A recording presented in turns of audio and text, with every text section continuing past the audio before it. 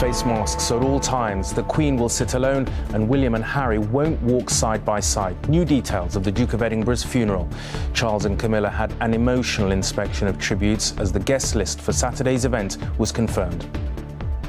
I think sitting on her own, the Queen is going to look like a very lonely figure.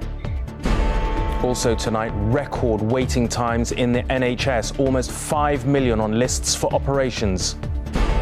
Rising costs and holiday gazumping, the worrying new trend that's seeing people priced out of UK stays. And I'm Helen, a retired secretary from Glasgow. How an appearance on Tipping Point helped Helen find her voice again after losing it to motor neurone disease. It is wonderful being able to talk to people and sound normal and not like a machine.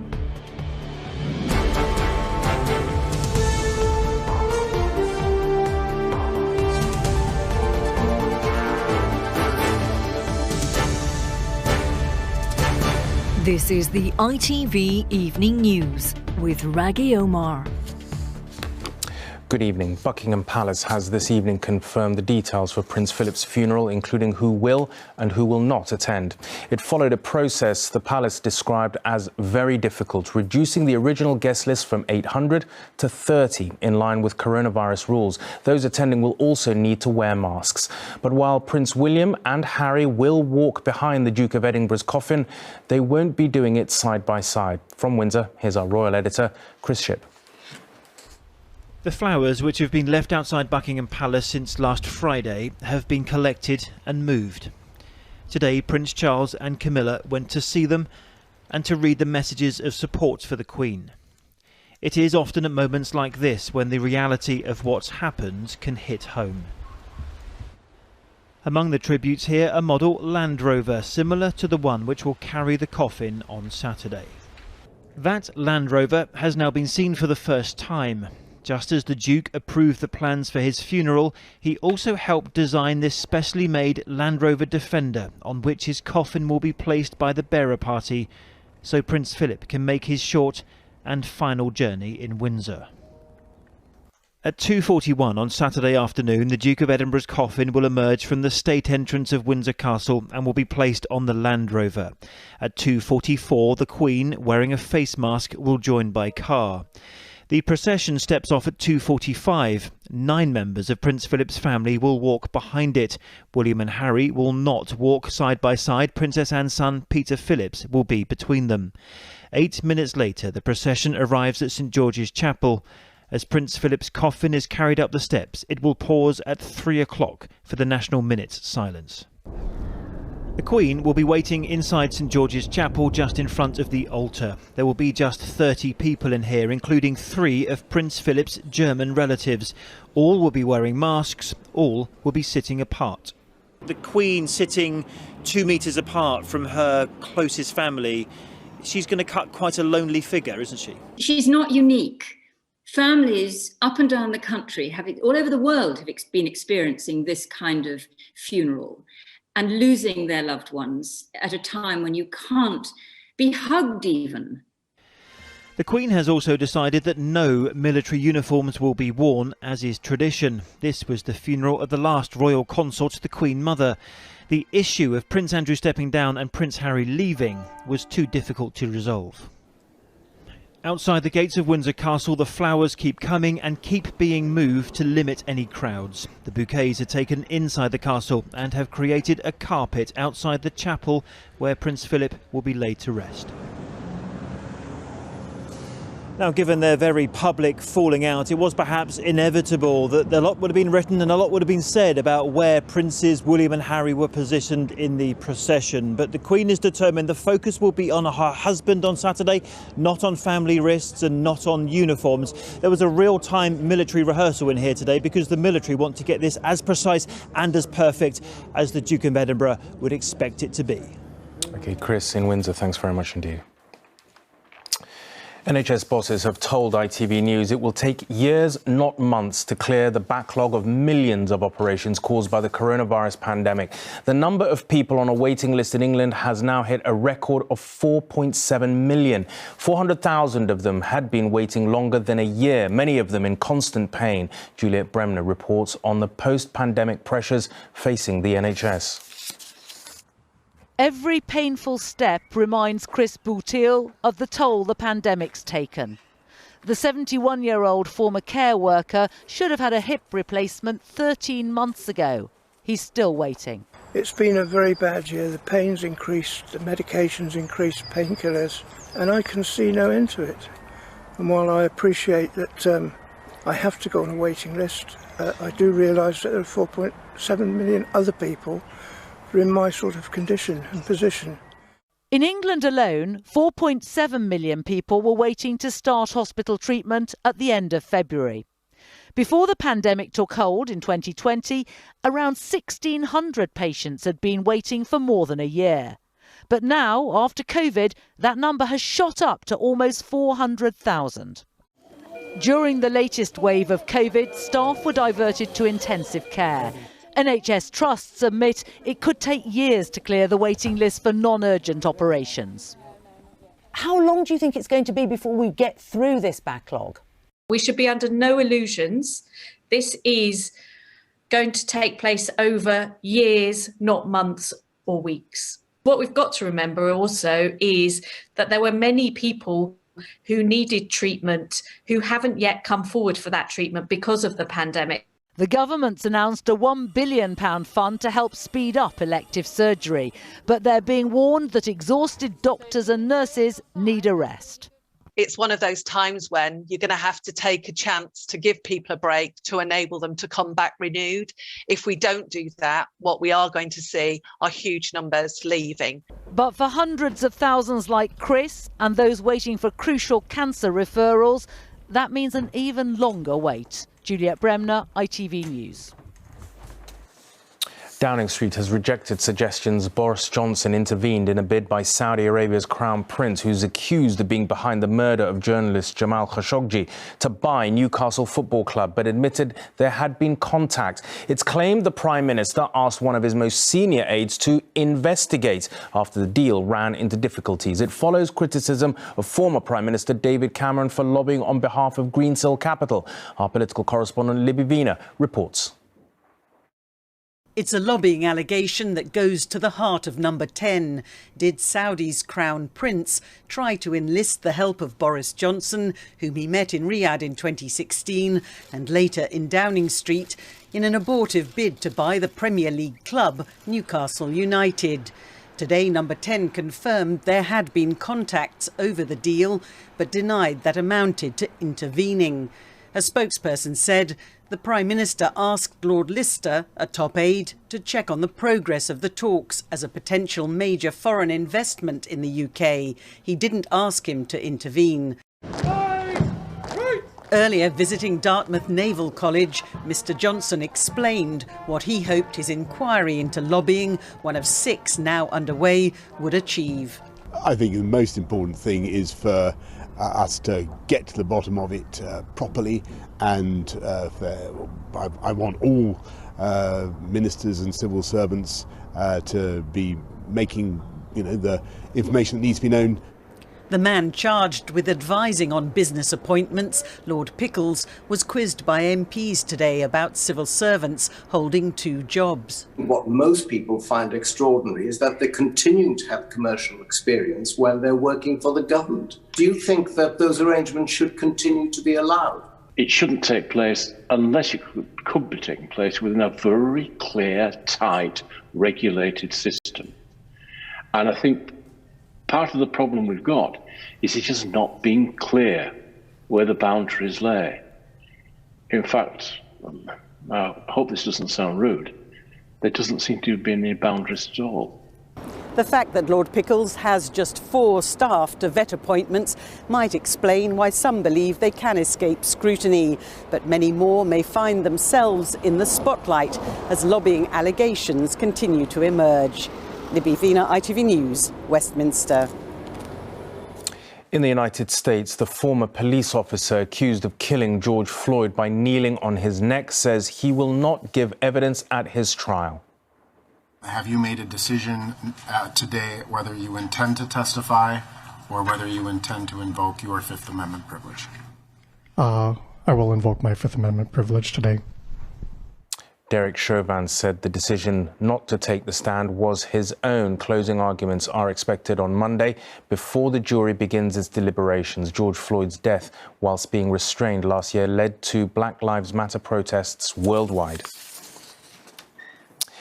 The SNP's Nicola Sturgeon has unveiled what she described as a transformational manifesto ahead of elections in Scotland next month. It includes a commitment to hold an independence referendum after the pandemic is over, but before the end of the next Parliament. There's a £2.5 billion promise for frontline NHS services and £10 billion for NHS infrastructure. She said she would scrap NHS dental charges and introduce a national care service. Our Scotland correspondent Peter Smith is in Glasgow. Peter, big promises, but the biggest of all is how she exactly plans to take Scotland out of the UK. It's been a huge commitment from Nicola Sturgeon in her party's manifesto today. If we calculate the value of all of these new commitments, billions of pounds for the NHS, they're already tied to hundreds of million pounds that have already been pledged to tackling the drug death crisis. You're talking about £17 billion of spending over the next 5 years. And crucially, Nicola Sturgeon says she could still afford it if Scotland became independent. Now, this wasn't just the manifesto day for Nicola Sturgeon, it was a big day for her for another reason. It was vaccine day today. She got her COVID vaccine, AstraZeneca, Oxford AstraZeneca, if you're being pernickety. But when I was asking her about how she takes Scotland to that path towards independence, it would rely on the Scottish Parliament having a pro-independence majority. I asked her if that majority relies on help from Alex Salmond's Alba party, would she still go to Boris Johnson with that? Here was what she told me. I am not working with Alex Salmond. I am not going to work with Alex Salmond. If your I'm majority not going to work with depends his on party. Look, Peter, let the people of Scotland decide the outcome of this election, and then after the election, if we have this scenario, I'll sit down with you and you can ask me these questions. Sure. I'm just saying you could nip that in the bud right now if you say that I will categorically disregard any mandate. We don't need a supermajority for independence. We need a simple majority. But will you categorically disregard any support from Alba? People will get the simple majority if they vote SNP in their constituency ballot and vote SNP on the list ballot. I have no intentions. This is a man you said was unfit for public office. And I have no intentions of working with Alex Salmond. It couldn't be clearer from Nicola Sturgeon today. She is putting a referendum for Scottish independence on the ballot paper. Of course, current protocol suggests that Downing Street would have to agree to that, and the current answer from Boris Johnson is no. OK, Peter, thank you very much indeed. Sorry for interrupting you. Still to come on the ITV News. The world to me. I've done everything I possibly can to find him. Could microchipping cats help end heartbreak for their owners? And Helen, how are you? I'm all right. A happy reunion for the Tipping Point contestants who's got her voice back. Those stories and more after the break.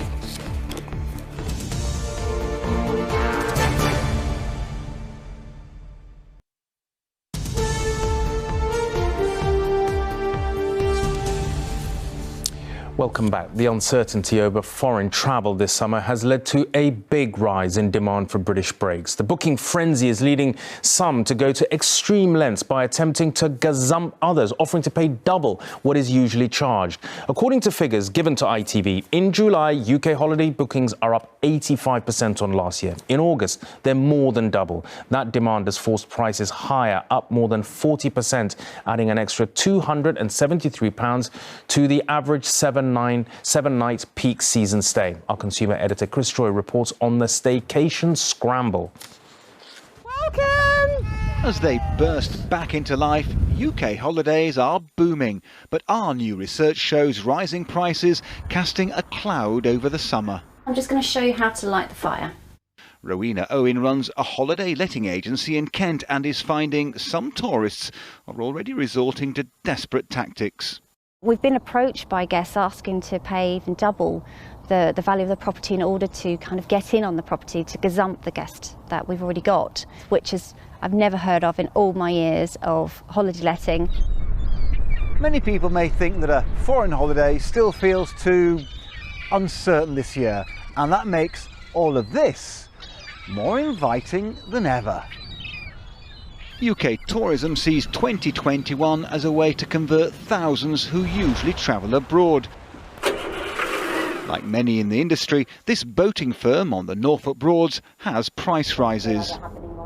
This year, we have put some of our prices up on some of our boats for the very first time. I mean, last year was incredibly difficult. We did lose hundreds and hundreds of thousands of pounds. We've had to take the opportunity, to protect the team, to protect the business moving forward. To all the places you've dreamed about.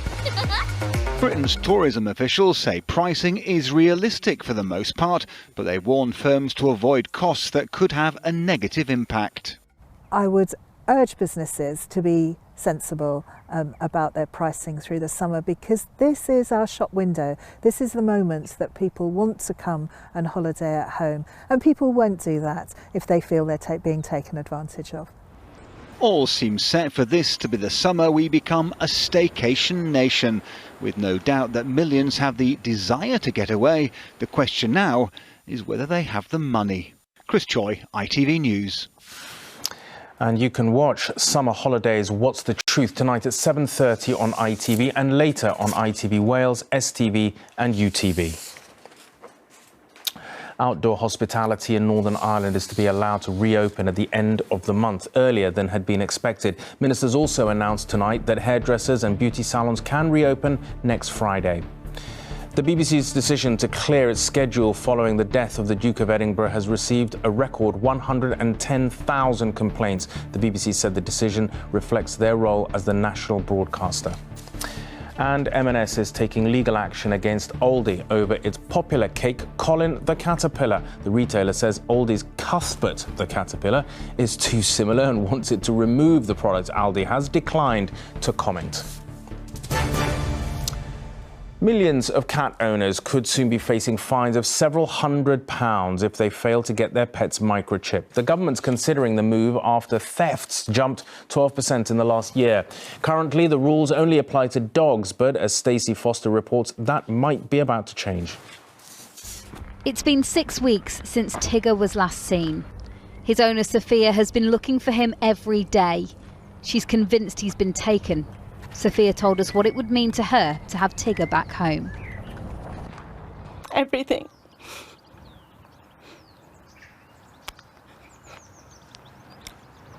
Everything. I haven't slept. Tigger's the world to me. I've done everything I possibly can to find him. And nothing. I'm heartbroken. There are around 10 million cats in the UK. Almost 3 million are still unchipped. And it's hoped making them compulsory will help reverse a 12% rise in cat theft in the past year. At this rehoming centre in Birmingham, about 50% of the cats are microchipped. Among those that aren't, a litter of 5 kittens. The owners say microchipping dogs hasn't stopped thefts. So why will changing the law help cats? People bring dogs here because they've found them and there's no chips in them. The chip is only as good as the person that owns the cat. Because if you move from A to B, I mean, a natural thing to me is to get in touch with Petlog and change the chip. But they're not doing that. It's an issue close to number 10, which adopted Larry the cat, a stray with no paperwork. He's now microchipped and registered at his Downing Street address. Under the government's plan, the penalty for not microchipping cats could be fierce, with fines of £500. Stacey Foster, ITV News. And finally, the story of how an appearance on the ITV quiz Tipping Point helped save Helen Whitelaw's voice. She was diagnosed with motor neurone disease last May and told she'd soon lose the ability to speak. But now a team of experts have been able to bring it back using a recording of her time on the show, as Sejal Carrier explains.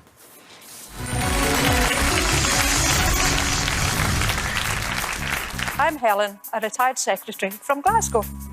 Helen Whitelaw's appearance on ITV's Tipping Point gifted her more than just the prize money she won on the day. I think I'll go for drop zone 4, please, Ben. OK, fire up 4, please. It eventually gave her back the voice she thought she'd lost for good to motor neurone disease. I'll stay with drop zone 4, please. 4 again, please. After being diagnosed just a year after she went on the game show. The diagnosis was devastating for the whole family. I wanted people to know what I was saying, and I did not want to sound like a machine. I am extremely grateful to everyone concerned for giving me back my voice. Engineers used the recordings of Helen's voice on the game show to sample how she sounded. I really have no idea about Australian football. And restore her power of speech through a computer aid. People and their families really feel like they're losing their identity when they're losing the ability to speak. And so being able to retain their identity and keeping that part of them, even in a synthetic voice, really is a very powerful thing. And she got the chance to thank the host of Tipping Point, Ben Shepherd, in an emotional reunion online. Helen, how are you? Big kisses to you as well. It's an absolute treat. You coming in and being such a special part of the show has been able to help in another way that we couldn't have possibly have imagined would be needed. Is, you know, it just reminds us of how important that we can share these moments together, and you never know, you know, how important they will be later on in life. Helen Whitelaw, who never thought winning big on a game show would mean winning her voice back. Sejal Karia, ITV News. What a lovely story. That's all for now. I will be back here with news at 10. From me and all the team for now, enjoy your evening. Goodbye.